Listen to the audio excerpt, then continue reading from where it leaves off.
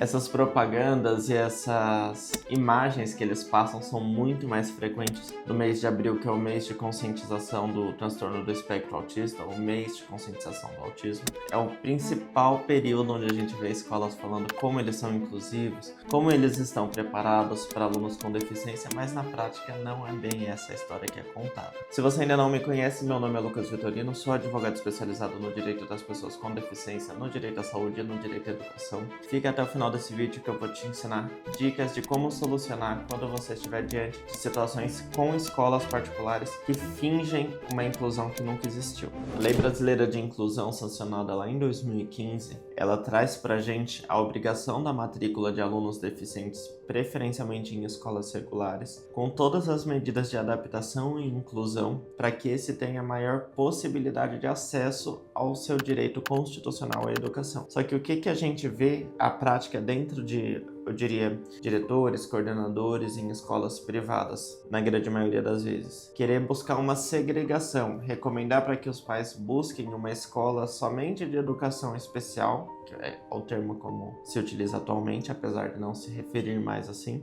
ainda se trata como educação especial, que seriam escolas destinadas apenas para pessoas com deficiência com grau de comprometimento muito elevado. Então eles falam que é melhor você buscar uma escola somente para alunos com deficiência, ou então impor outros tipos de barreiras que não vão fazer com que os pais matriculem seus filhos lá. Ou seja, eles buscam convencer os pais de que o filho não precisa ou talvez não deveria estudar naquela escola, porque não vai poder ofertar tal qual ele merece. Só que na verdade é mais um pretexto que a escola traz para não realizar aquela matrícula e não recepcionar aquele aluno, porque ela não quer ter o custo com a inclusão, porque as medidas de inclusão trazem novos custos para a escola. Então a gente vê estratégias como recusar a matrícula, falar que se ele precisar de um profissional de apoio, esse profissional os pais vão ter que trazer e contratar, ou então se a escola tiver que contratar, o valor da mensalidade vai ser dobrado, ou se ele tiver uma bolsa e tiver diagnosticado durante o período que ele está matriculado e verificar a necessidade, que ele vai perder a bolsa, ou se ele tiver um desconto, ele vai perder o desconto. E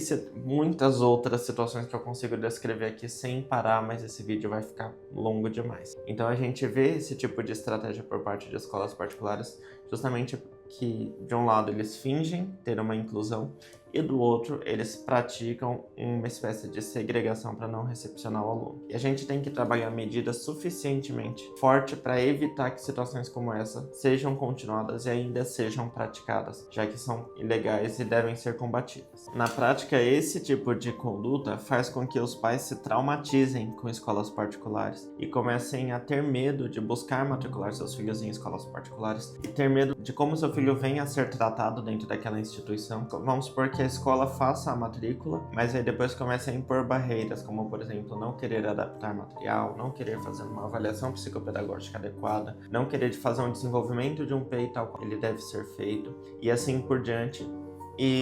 Ou então limitar o horário do aluno, limitar a possibilidade dele continuar estudando, por exemplo. A escola é uma escola de educação em caráter integral. Fala que o aluno deficiente só pode estudar no meio período, e com isso os pais tendem a ter maior evasão de escolas particulares e buscar para que seu filho estude em escola pública com medo do que venha a acontecer em escolas particulares. Só que a gente não pode se calar em situações como essa, justamente porque se calar traz força para as escolas particulares continuarem agindo dessa forma. E a gente deve combater qualquer forma de negligenciar direitos de pessoas com deficiência e principalmente de alunos que dependem desse suporte para que a educação inclusiva seja garantida. Uma das estratégias é trabalhar em cima da fiscalização, ou seja, você vai estar sempre acionando o órgão que fiscaliza para que a escola não pise fora da linha, justamente para garantir com que, se você decidiu empreender e você ter uma escola privada, você tem que estar ciente que existem leis que vão garantir também a educação inclusiva de alunos com deficiência. E você não pode negligenciar esses direitos, como eu acabei de falar. Então, os órgãos de fiscalização, eles estão aí justamente para proteger e ter ciência de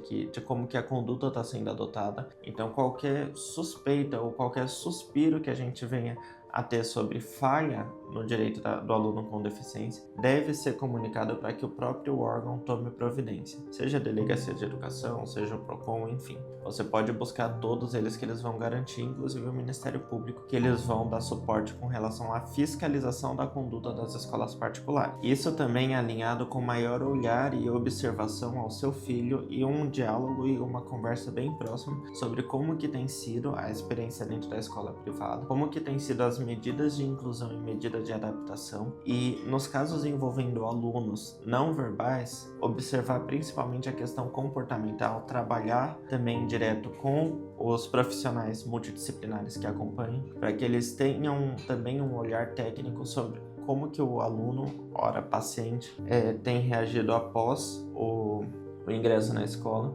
para que também a equipe multidisciplinar tenha maior proximidade com a escola, porque é um direito ter como que eu posso te explicar?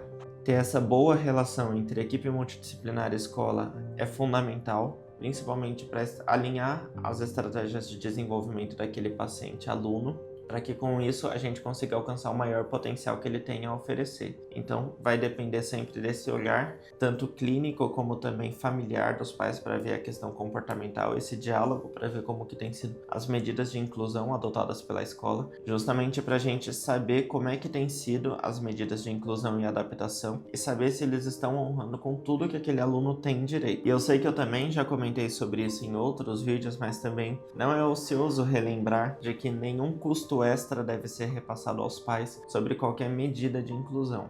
Precisa adaptar material, vai custar tanto? Não. Precisa de um profissional de apoio, vai custar tanto? Não.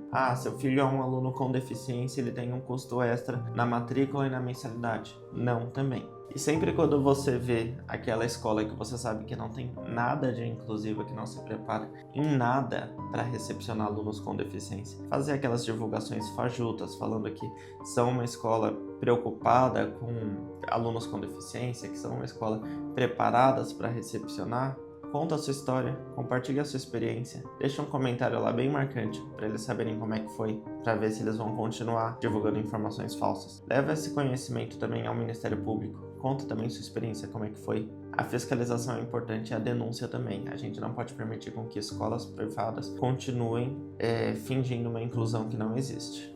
Eu espero que esse vídeo tenha te ajudado de alguma forma. Se você ficou com qualquer dúvida, deixa aqui nos comentários. Não se esqueça de se inscrever no canal e até a próxima.